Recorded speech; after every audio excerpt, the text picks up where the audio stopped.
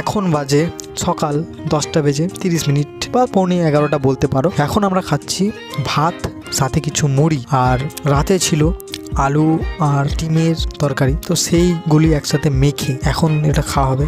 জানি না তোমরা এভাবে খেয়েছো কিনা, যদিও 1-2 বার খেলে এটাকে খাওয়া একটা অভ্যেস মতো হয়ে যায়, তাই অতটাও খারাপ লাগে না, খেয়ে দেখতে পারো, ভালোই লাগে। তো এখন আমরা এটা খাবো। এবং দুপুরের মেনু বলতে সেরকম কিছু হবে না, কারণ এখন স্যালারি আসেনি, যার জন্য পকেটে টাকা পয়সা কিছুই নেই। তো দুপুরে খাবারে আমরা এখন খাচ্ছি ভাত আর সাথে আলু সিদ্ধ।